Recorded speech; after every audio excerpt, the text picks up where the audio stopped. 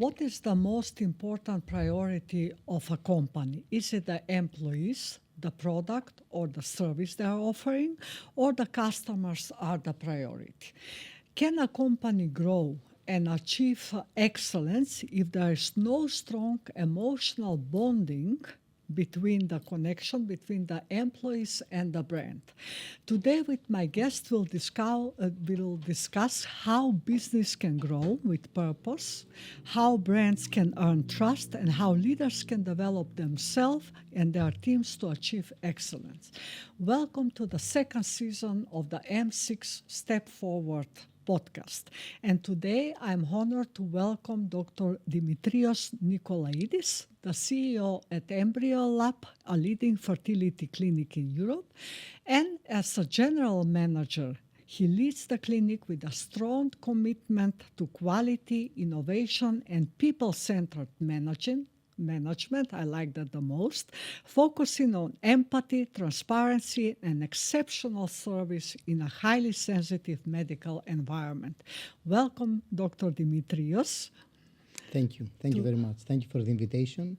It's an honor for me to be here, as I'm coming for more than 15 years for different purposes. Now I'm here, of course, for Embryo Lab, but from time to time I come for training companies, for seminars, and so on and so on. Yeah. So I really appreciate your invitation. You are here at home, you can say a little.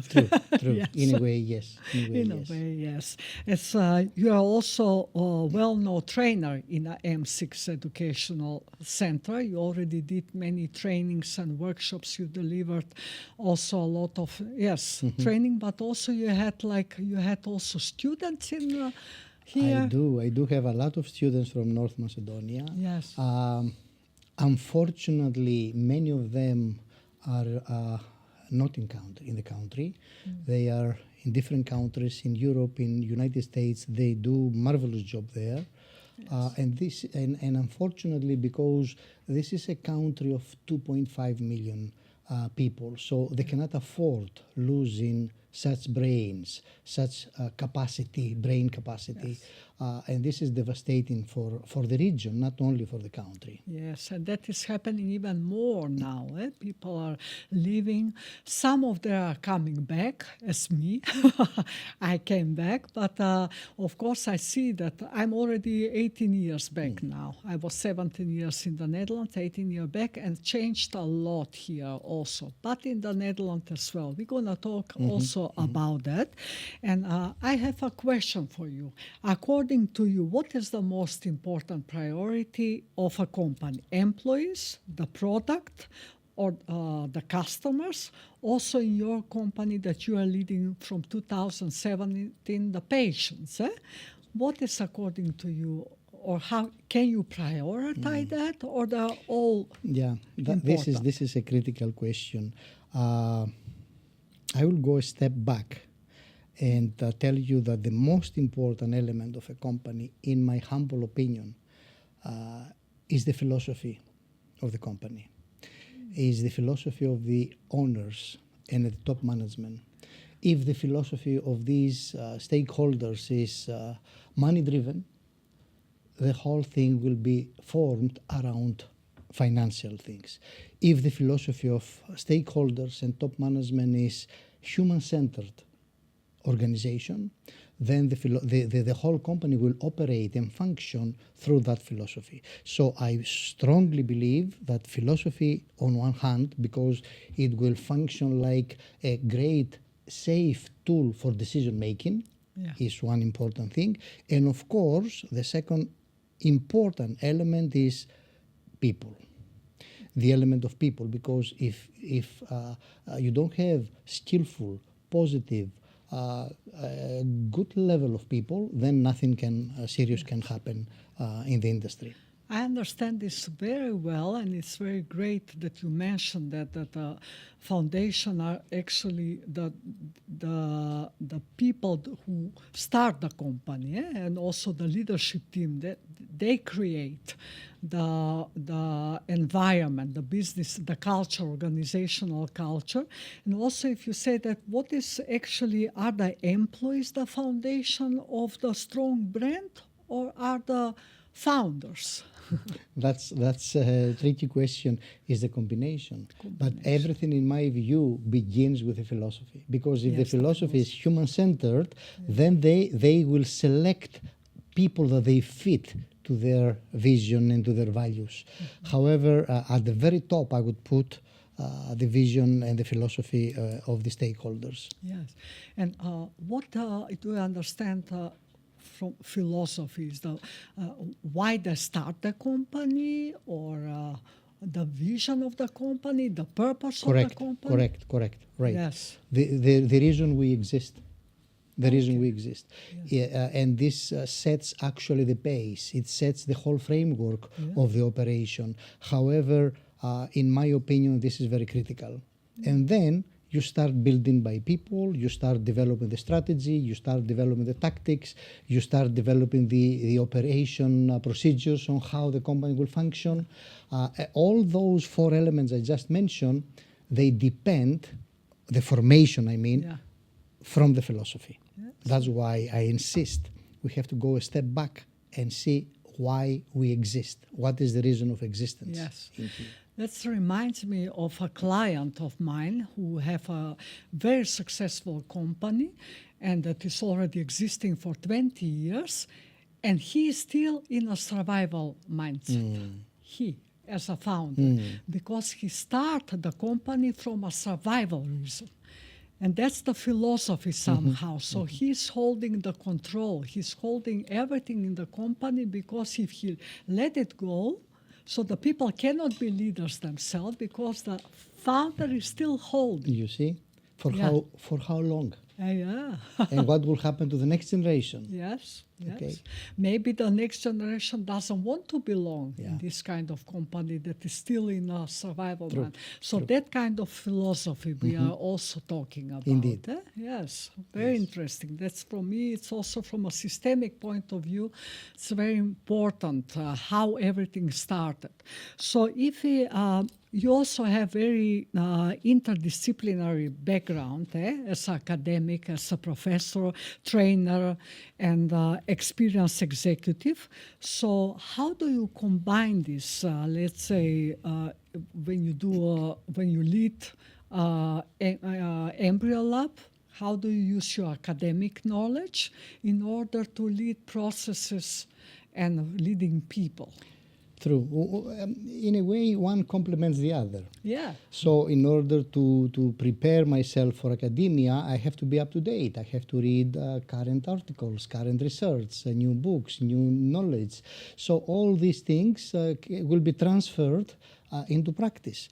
On the other hand, though, whatever you implement in practice, you see if theory can apply. So I bring examples of practice into academia as well. So one complements the other, I would say. Yes. And if you really love something, and if you have a passion for something, you don't feel stressful, or you don't feel tired or something. It's a pleasure to combine, to develop, to mold the society, to help people find their way, to create nice things, to open new paths. It's a nice, positive feeling for a professional. So that's your drive, True, actually. true, Yes, true, that's why you exist so many years in this field, and also as a visiting professor, I think you travel also. I do. I go to Netherlands once or twice a year. Yeah. I teach there at Tilburg University in Utrecht, in TIA's Business School. But my main academic position is at York University here in Thessaloniki, in City College, where I'm associate professor, and I teach there more than 20 years now in the programs they have. Yes. Okay. And what is your experience with the companies that you used to work here in North Macedonia about the leadership, or how was before, how is maybe now? What's the difference? I have worked with many companies in here. I mean, in the training seminars I do, people from different companies are coming in here. What I see people eager to grow, eager to progress, listening, asking questions, being critical. So this is very optimistic and very positive element for a society and for a country like North Macedonia.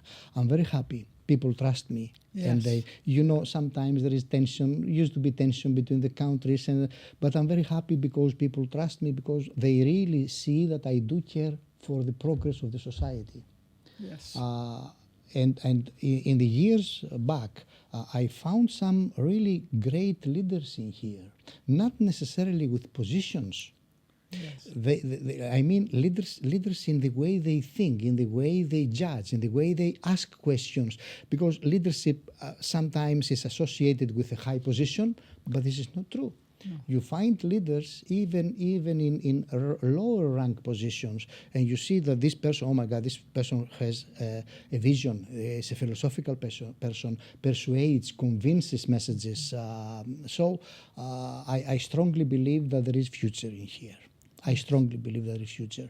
But on the other hand, though, companies, along with the government, I mean with the higher decision makers, they have a priority. They have to create or to enhance the existing system so that younger generation will stay in the country. Hundreds of people, educated people, that the country spent money to educate them, leave the country. Yeah. And they go to better environments, probably. So they have to ask these people what is missing. What can we do for you to stay here? What can we do for you so you will come back in here? Because it's devastating. Yes. For a tiny country like 2.5 million or something, Nothing. it's devastating to lose human capital like that. And in a way, they have to do something about it. But what if they don't do? What we can do?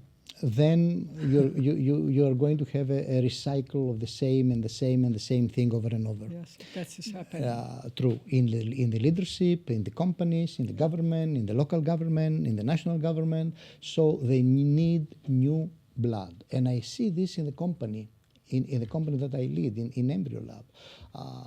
Out of 110 people, about 40 of them are the new generation. Oh, yes. Between 20 and 30. Yeah. They give us optimism. They give us new ideas. They give us energy. So this is why a system needs, of course, the experienced, yes, but also needs the crazy ones. Yes. So they will go in the system and upscale the system. And along with the system, the society will go up as well. The young generation, they have a new perspective. They see it differently. They are not with so much weight from the past. True. And because our generation, we have really mixed also. Because if I see my parents, they were in survival to build something for us, for my generation. So we are not in survival, to be honest, my generation, but maybe we are stuck in the survival of the parents, so we cannot see so bright the future, but the generation after us, they are free. Yeah. And the funny thing is that there are, I talk with many friends about the new generation, and they complain and they say, no, the new generation doesn't work. They're the new spoiled. generation, no, they have a problem. No. I said, no. Wait. They don't have a problem. Yeah. The main problem is us. It's not them. It's us. Because if people come in a company and they feel like, let's say, nobody pays attention to them, nobody respects them, nobody takes them, let's say, seriously in their views, in their opinions, these people will feel isolated. These people will say, oh my God, what I'm doing in here. Nobody sees me. Right. And sooner or later they will go. Yeah. But if the new generation comes and feel welcomed, well respected, developed throughout the years, they will realize that the company cares for them and they will stay. So I strongly believe that this is a great group of people. This is a great generation with values. If people believe that they don't have values, no, they're mistaken. Oh, yes. They are sensitive people. They care for the society. They care for the environment. Of course, there are exceptions. exceptions Yes, were everywhere. Throughout the centuries there were exceptions. Yeah. But the highest percentage of them, they do have a value system. Yes. We need to understand them. And they don't have so much urge or yearning to belong. They want their freedom. True. And my generation, that was more important to belong I somewhere. have to find a job to survive. Yeah. Not them. Yeah. Yeah. The security is a priority for us. Yes, not for The them. security is not a priority for them. The priority for many of them is balance, harmony, social status, acceptance. Yes. So we need to understand this. So, Also experience. They don't have a problem to move from one to another company. True. They're free. True. And also I think the technology do that a lot because they have a lot of information. There's a lot of things they can experience. We didn't have that. So for us was also changing a job. Oh my God, what will happen? Also, it's easy for them to change a country also. So it's called job hopping. Yeah. One year there, year there. So they are not stable in a way unless they found the environment that really values them and respects them. Yeah. So that's why that's also very important for employer branding to have the company have strategy how to do it. So how to attract talents, new people, and what are the key elements when we talk about employer branding? That's also a very critical point for the development and the sustainability of a company. We analyze this a lot with our management team. By the way, every other Thursday we meet with our management team with a specific agenda and we talk about the operation of the company, the strategy of the company, the daily routines, the quality assurances, the HR issues. And we analyze a lot what needs to be done for getting these people, accepting the new mentality they have and growing these people. And we ended up with three, I would say, pillars. Number one, the person must feel respected. Not in a way of pampering them. No. They are smart enough to understand that even when you give them negative feedback, when you give it with respect, they will understand that you care about their progress. Yes. So for me, not only for the new generation, for everyone, respect is number one. Yeah. For me, also, another important pillar is fairness. People must feel that they are growing, they are working in an environment which is fair among each other. And number three, equally important, is development. I have a job description and the job description says you do this. Okay, I do this 1 year, 2 years, 3 years. For how many years I will do this job description? Usually, what research says that in our fields, the person learns the tasks in a very good level within 3 to 4 years. Within 3 to 4 years, however, the motivation and the performance goes like that. Yeah. And then you, me, the manager, we do nothing for these people, and these people stay there. Stagnation. And not only stay there, progressively their motivation goes down, and along with the motivation, the performance goes down. Yes. And then we say, oh my God, this person used to be great. What happened to him? No, nothing happened to him. Yes. Look at you. What happened to you? And you forgot about this capable person. Oh my God, this person is good. No, I'm not going to deal with this person. No. These people also need to be developed as well. So this is what we underestimate sometimes. We don't pay attention to this simple thing. We need to develop people. Yes, but that's also characteristic or the key elements for each of us. no matter if you're working in a company or working for yourself, because everyone wants to be respected, everyone wants to be fair, Correct. and everyone wants to develop. So all these things are logical things. Yes, They are not yes. like illogical or irrational things. Yeah. So things are simple, and in many cases, those things they don't require necessarily a lot of resources and money. No. Okay, to be respected, it requires nothing, just a good intention. Yes. In other way. Okay. Many times when people or leaders give a feedback, they give the feedback of the whole person, of the identity, but they don't divide the behavior, or you give a feedback of the behavior, or you give of the capability. But you never give a feedback so the person can have a feeling, oh, I'm not good enough in anything. So that's the leaders sometimes forget. True. You asked before, how do we combine academia with practice? Yes. And I will tell you what theory says about this. Theory says that people develop much easier their positive attributes. They make them even better, rather than negatives.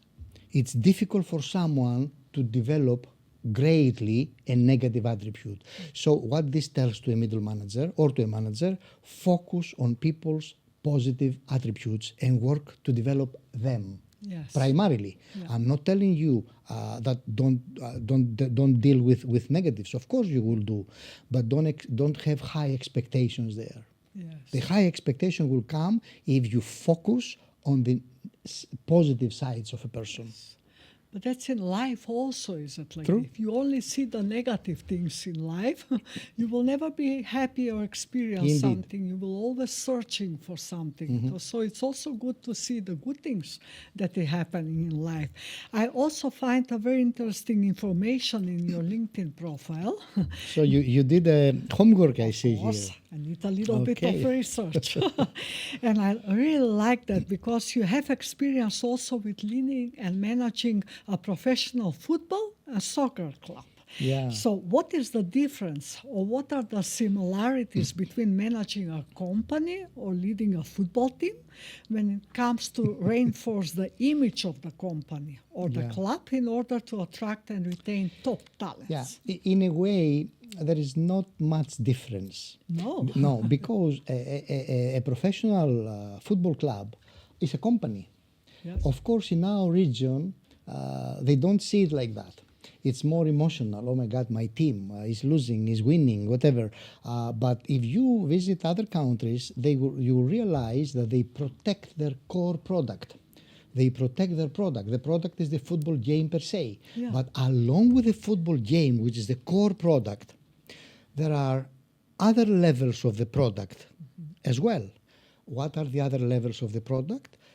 Is, for example, the formal product, the facilities, the uniforms, the design, the interior design, the exterior design, and along with the second form, the second level of product, there is a third level of product, which is the augmented product, which is the experience that someone gets by going to a stadium, the parking that they have, the music that they have, the different events that take place in there.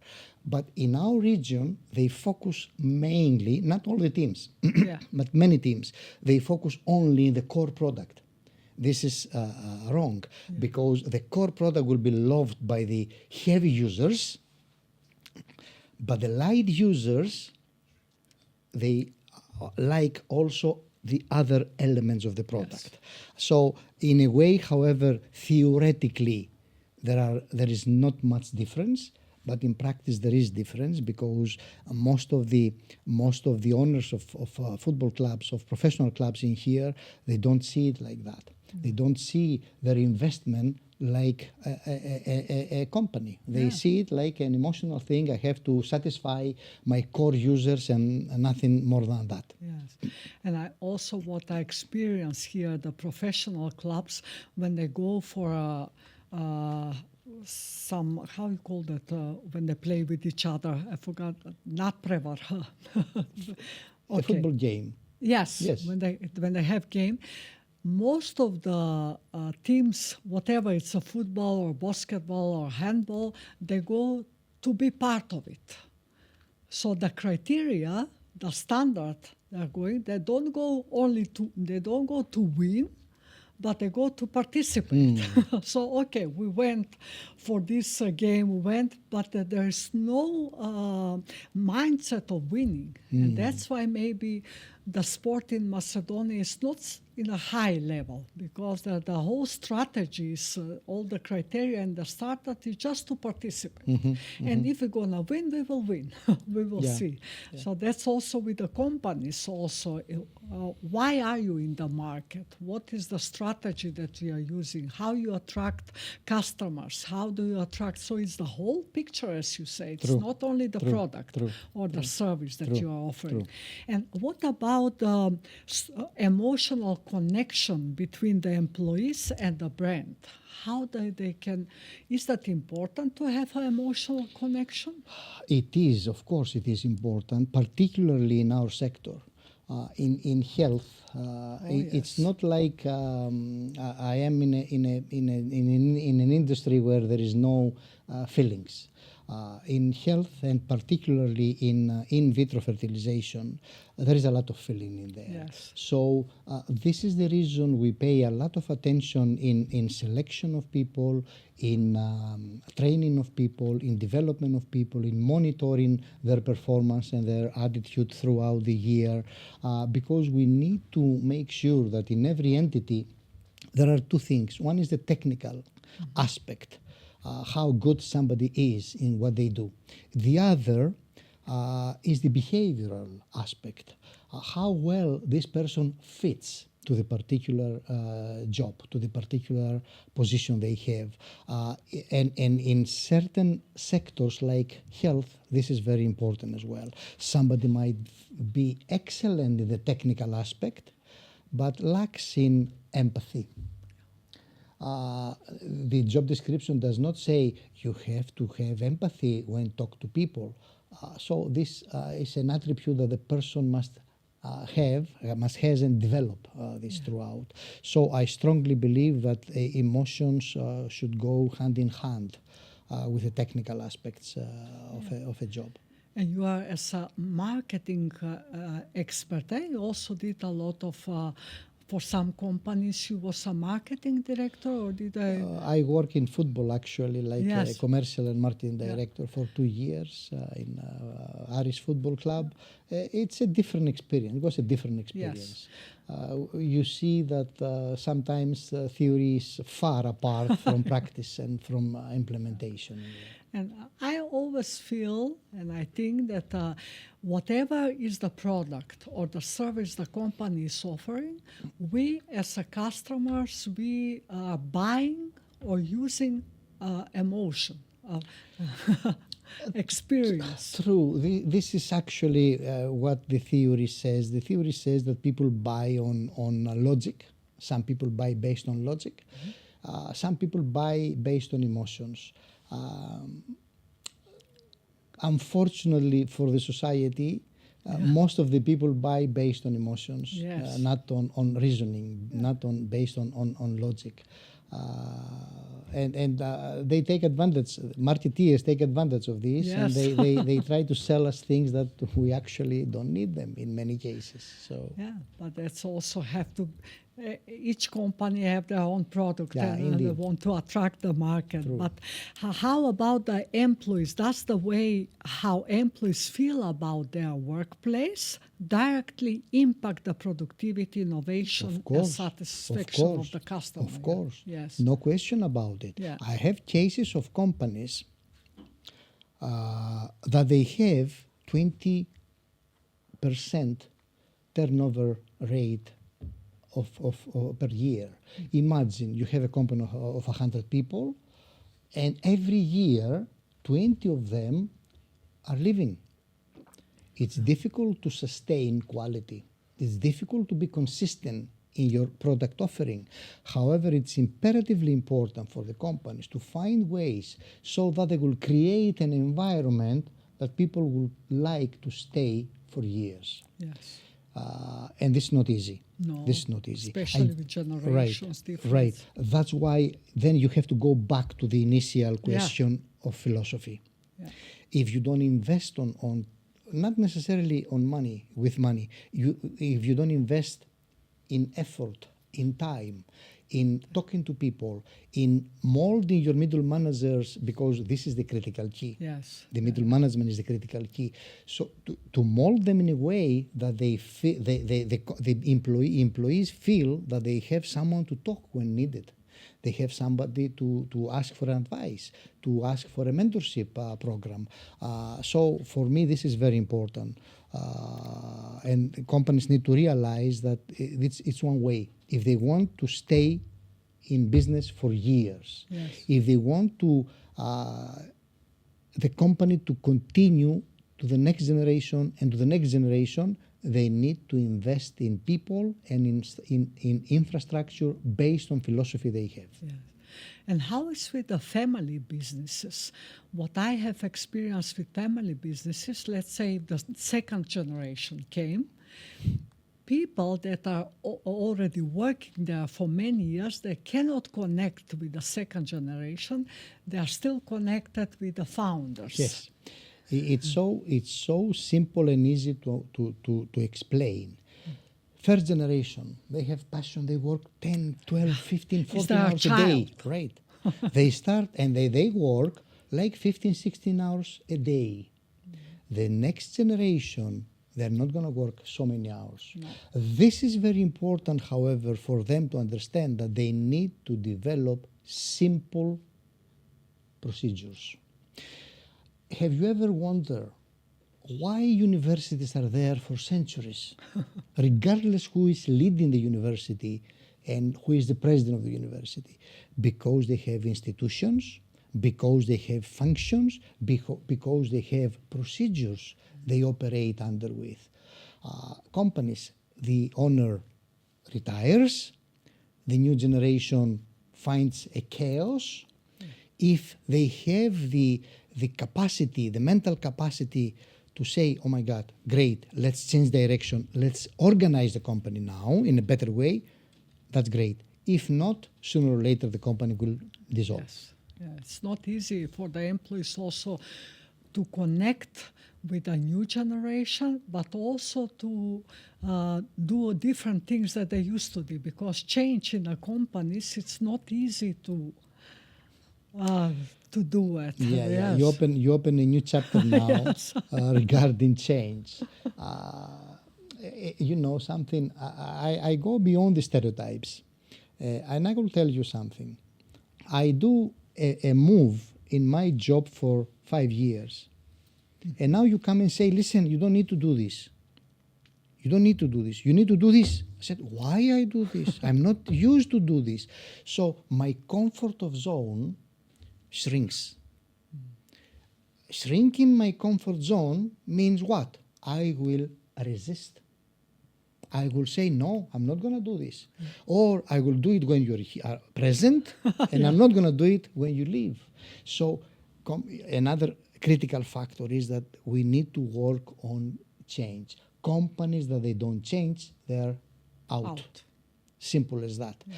But we have to explain to people why this change affects you, in what way, and we have to show them the big picture. If I do a change in my company to benefit myself, of course people will resist. But if I do a change in the company that people understand that this is not for me, this is for the whole company, more people will accept and adapt. And if some people around the management believes in this change, slowly by slowly, the circle will wide up, will open, and more people will be convinced. And of course, anytime we initiate a change, you need to discuss with people. Communication is a critical factor. You have to explain to people. You have to one-to-one. We have to elaborate. We have to spend time to explain why this change will take place in here. People are afraid. Yes. And they feel insecurity. And we understand. Myself also, I'm not, if they tell me from the board, listen, you have to change this, but I'm sorry. How? Why? 10 years after you tell me I have to change. So I'm afraid too. So let's go to the shoes of the employee that they feel insecurity. They have one salary to survive and to grow their family. And you suddenly say, listen, you do this or you are out. Let's see how people they will feel. That's not human. Right. Also. Right. That reminds me of families, because that was like when you are little and your father said to you, you have to do this. Why? Because I said Because so. I said it. No, it doesn't work like that. It doesn't work. And then you do It doesn't work like that. You have to explain people progressively, slowly, with passion, why this change will take place. The resistance is not a regional thing. Resistance is not a stereotype. People in Balkans resist. No, in general, people will resist. Yes. Everything what is new, it's especially also for our nervous system, it's like danger, Am I going to survive this or not? That's an unconscious process, and it's normal. And now when we talk about that, also I want to know, can employees be actively involved in building the brand? Yeah, or it's only for the leadership team? This is very critical also. We do a lot of things in the company to engage people. I will give you a couple of examples. When we decide to open a new position and to announce for a new position in the company, we collect, let's say, 100 CVs, we screen them out, and then we end up with 10 CVs. And out of 10 CVs, 3 of them or 4 of them will go to the short list. In this process, at least 8, not managers, employees will participate in the panel interviews. They are trained on what to ask. They're trained on what not to ask. What not to ask, for example, is you're married. Are you gonna have a child? No, they're not allowed to ask this question. Or have you been sick? Right. Right. So they're trained, and believe it or not, they enjoy this. They don't see it, oh my God, I have a panel interview too, because they develop, they learn from this process. They develop their critical ability also, and also they participate in decision making, because they say, yes, I like this person because 1, 2, 3, 4, 5, 6 things. Yeah.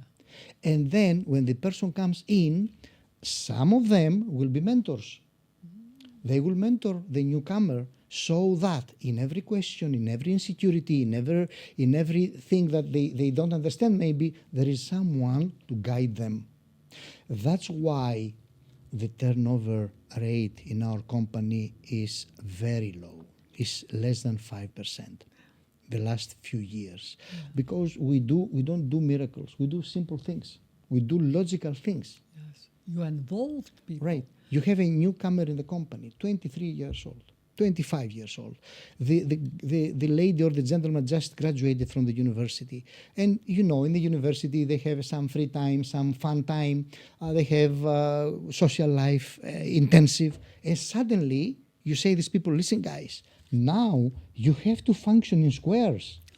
You have to function in 1, 2, 3.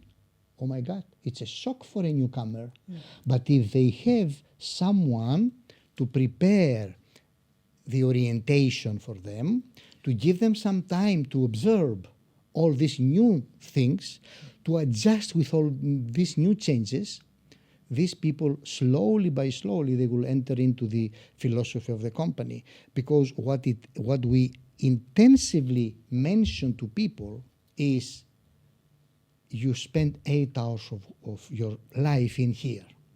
We humbly appreciate you for this. Yeah. You spend your half life in our company. Yeah. Thank you very much. But you have 16 more hours to live. We have to make sure, at our capacity of course, that you have a harmony in your social life. Because business life and corporate life are two interconnected things. Yes. If things don't go well in here, they will influence the other, and the vice versa, and the other way around. Yeah. So it's a priority for us, and it's not we do it because we're afraid that people will leave. No, we believe on that. We believe in people's balance in here. And of course, we have easy days and we have difficult days. Like life. Like life. So we prepare our people for the good days and for the bad days as well. But at the end of the day, we let them know that we really care about them. I'm not claiming it's our family. No, this is, come on. Let's be realistic. It cannot be that. But we care about their existence, their well-being.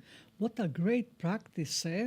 I'm sure that the audience will get inspired of this, how to do the recruitment, because usually it is the HR, one or two people that are doing the recruitment. No. And it is we engage our people. Yes. And believe it or not, they pay attention to things that I would never pay attention because they're their colleagues.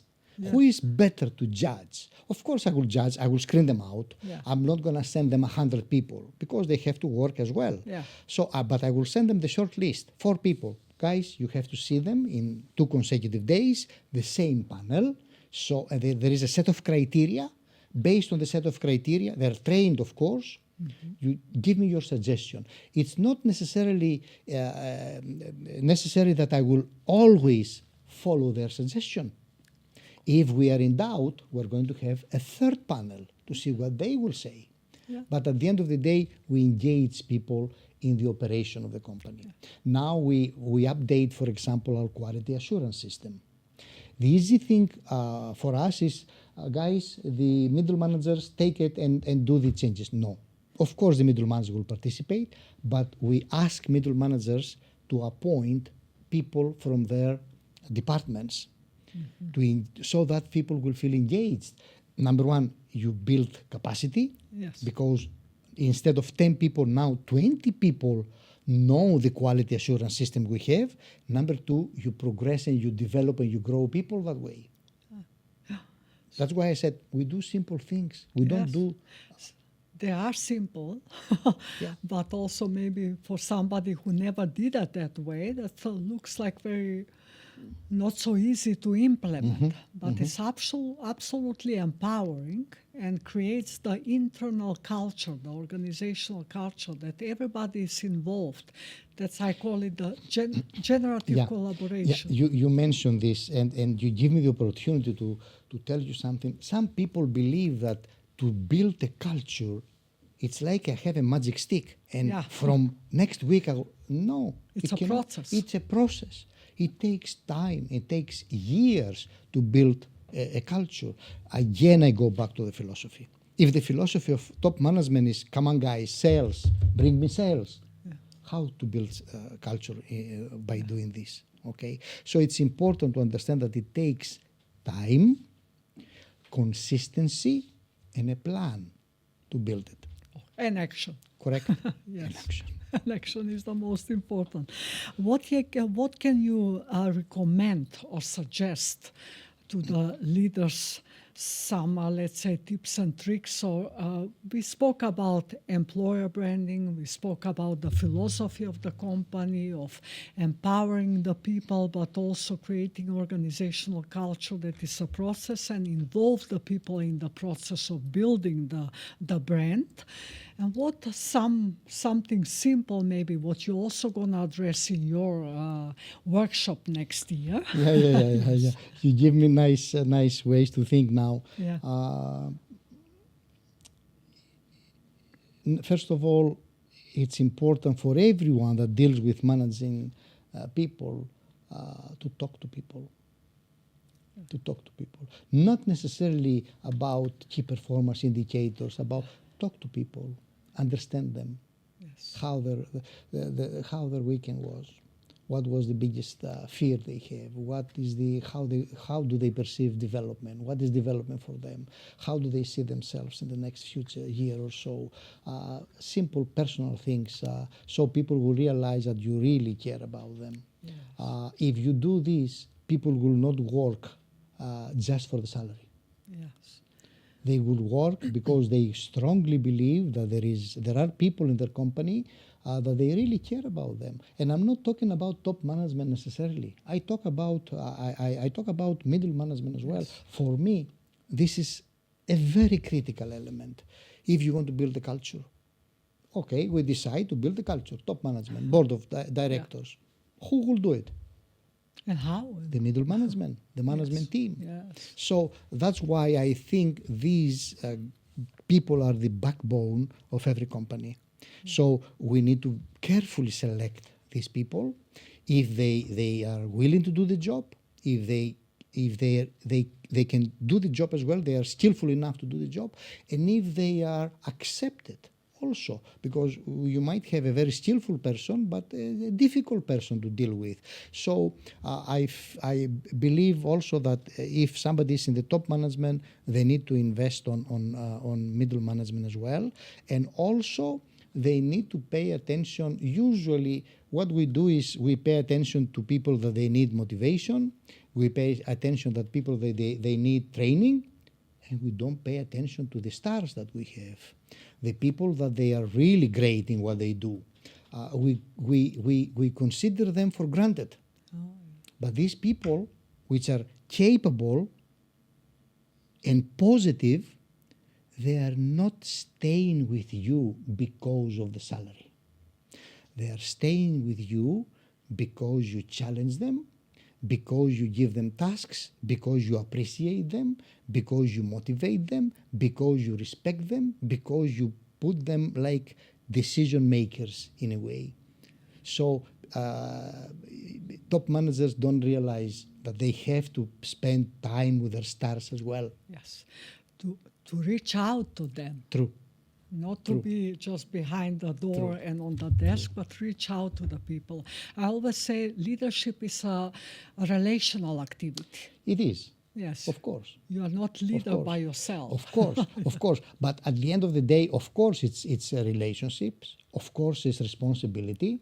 Yes. Ownership. Ownership. But at the end of the day, you have to bring result. Because I cannot consider leadership without the element of result out of this. Okay, everybody loves me, everybody listens what I say, everybody understands what I say, I communicate with it. Yet, but result, I have to bring result also. And also decision making. Correct. And how to stay consistent in your decision. So True. I think that it's really great how we make this conversation. There are a lot of beautiful insights, and I'm sure that the audience will also connect with you and come to your trainings, because you are already here for over 6 years in M6 Educational In M6, Center. true. And in Tikves, in M6, I'm since 2019, if I recall well. We have done a lot of seminars with M6, and I'm very grateful that they trust me and they call me for the training seminars in there. For me, the training seminars, it's not the technical things. I consider those as philosophical actions. Yes. We need to mold managerial philosophy. And from time to time, I say to people, particularly the people that they enter their management career, don't start working. Wait. The first thing you need to do is develop your clock. A clock has 12 points. Yes. In each point, write down something that really expresses you, something that really reflects on you. Is it ethics? Ethics.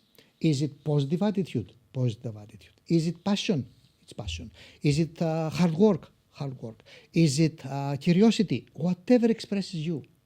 And move on through the years based on this clock. You will have no dilemmas in decision making, because you have the framework of making decisions. But you do it only if you believe on that. Don't just, it looks nice, let's put this word. No. What believes? And if you want to search for the values, don't go to literature, don't go to AI. have a chat with your grandfather. Yes.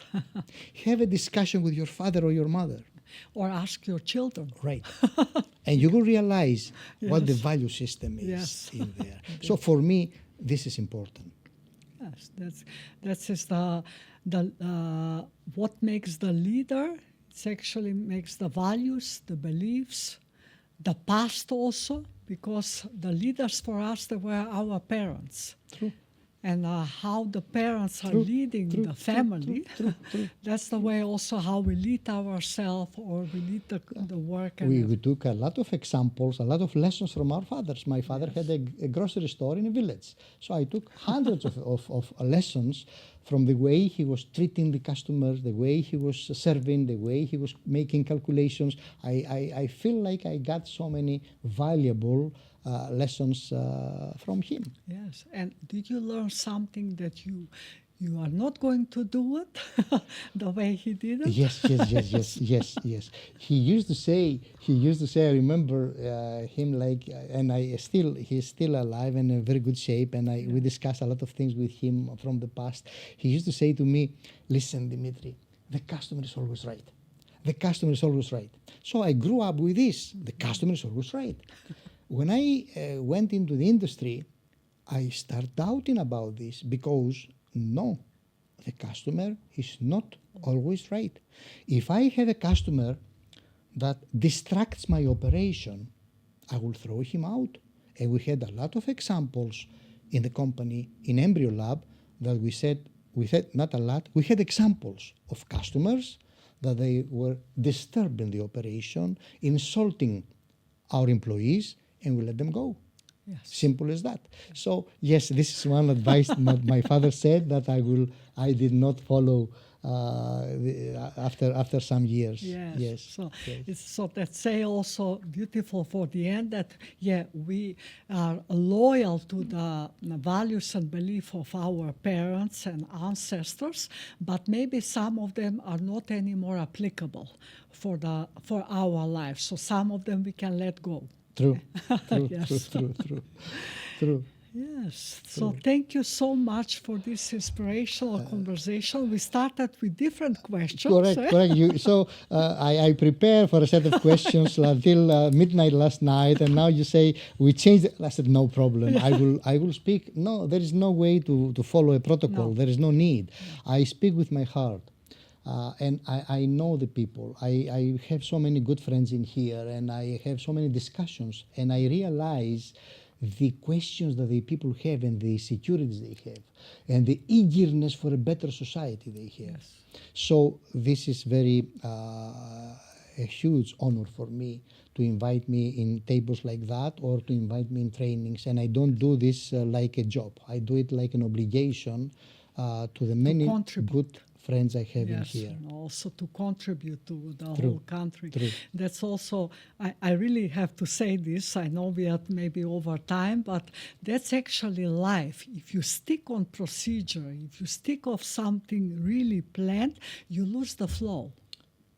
And if we stick now on the question, I will be not concentrate on you, but I will be concentrate. Oh my God! It was much more natural. Yes. The whole flow, it was unbelievable. Of course, I was not prepared for some of them. I hope I gave people an insight on how to proceed and how to grow and how to develop and how to add value to the society. It's important to add value to the society. Value is not necessarily adding money. Value is, I will hire one more person in my department. Mm-hmm. I will have another operation in another town. I will keep one person from leaving the country. This is value. Yes. All the goals should be ecological. Good for me. Correct. Good for the employees. Correct. Good for the society. Correct. Yes. Thank you very much. Thank you very much. Looking forward to come back again and contribute to the excellent initiative you have with M6. I'm very inspired, and I'm sure the audience are also inspired, and we see each other in another episode or another training. So stay healthy and positive, and as the way that you're doing with open soul. That's what I feel. Yeah. Open heart and open soul. Thank you very much. Humbly appreciate this. Yes, Thank you. Thank you.